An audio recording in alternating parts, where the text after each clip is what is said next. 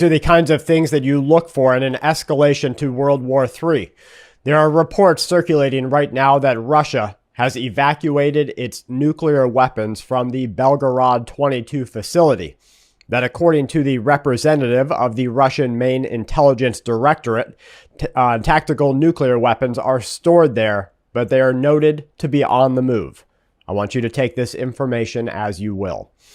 Okay, let's look at their official report on why 50 U.S. senators reportedly, together with other members of the higher U.S. government, have been issued satellite telephones with a secure and a precise training regimen that was offered to the government officials, showing them when and how to use the phones when it's necessary. They say that in light of escalating threats to public safety and security, more than 50 U.S. senators are now reported to have been given, together with other members of the government's higher-ups, an issuance of satellite phones for emergency communications. This in the event of an attack on the U.S. grid, the danger that presents itself if the U.S. Senate is unable to operate through normal means and normal channels of communication. The report stressed that the call for this action is in reply to a series of never-before-seen or needed security measures. They say this was initiated by the Senate Sergeant at Arms. The introduction of satellite phones technology to Senate proceedings speaks volumes, according to strategists, about the current security predicament in the United States of America.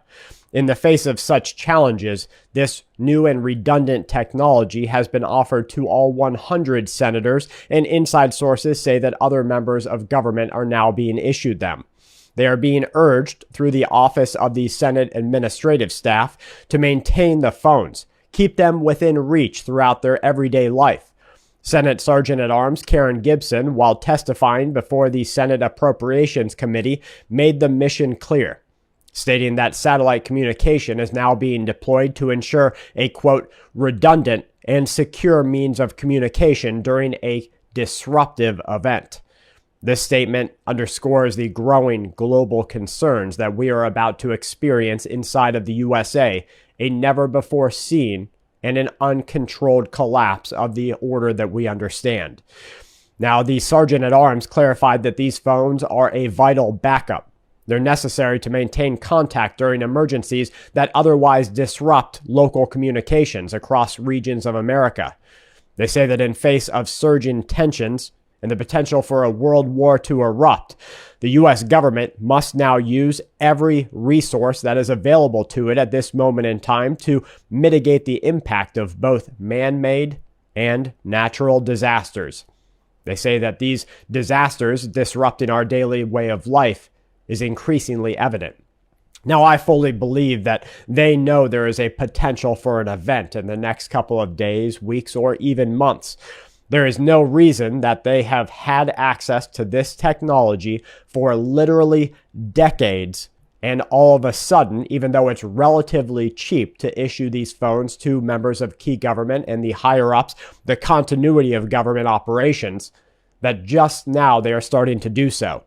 The Department of Homeland Security has emphasized now the importance of keeping satellite phones in reach. They say it's a reliable tool, coordinating government services in times of crisis that it will otherwise cripple regular communications channels will be vital to the continuity of the United States of America. They say that proactive approaches don't stop there. They've also started a demonstration in the basement of the Russell Senate office building. This space serves as a window into the future of office security, they say.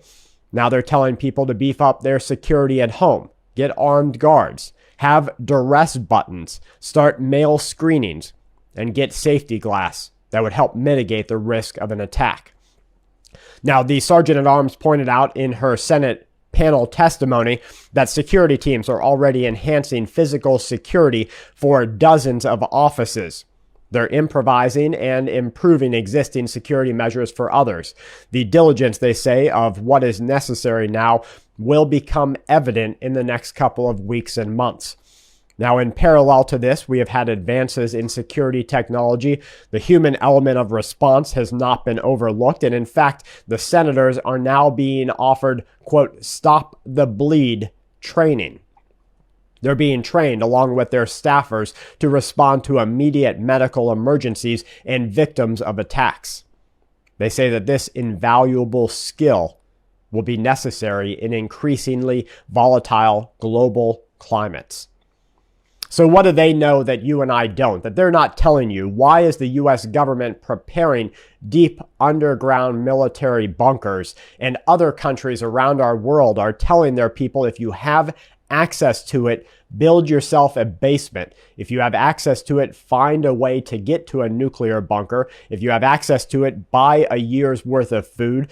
They're telling their citizens to get ready. In the United States of America, it's only the elite, the people who are in control of the existing order of things, that are being told how bad things really are. On the House side, the Sergeant-at-Arms has reported robust participation in a new program that was designed to help bolster security and home readiness.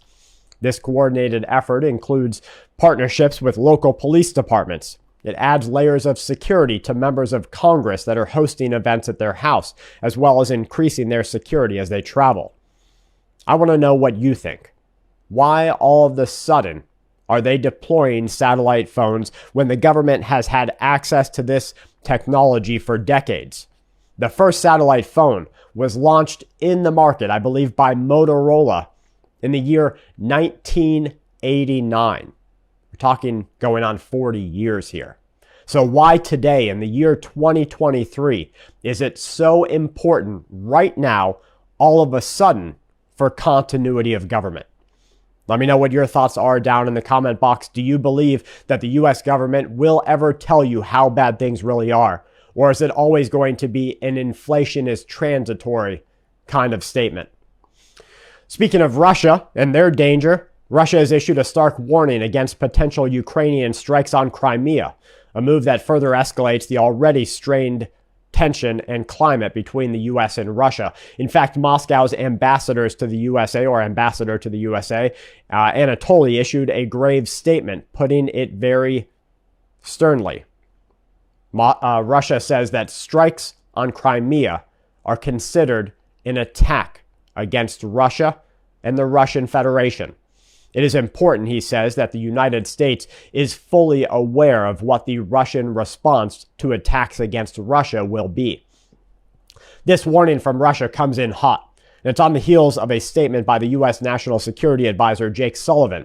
He reported in the G7 summit, "We have not placed limitations on Ukraine being able to strike on its territory." That's what they consider the internationally recognized, which I'll note is the Western recognized territory of Ukraine. What we have said, speaking for the USA, is that we, the USA, won't enable Ukraine with U.S. systems to attack Russia, but we, speaking of the USA, believe that Crimea is Ukraine.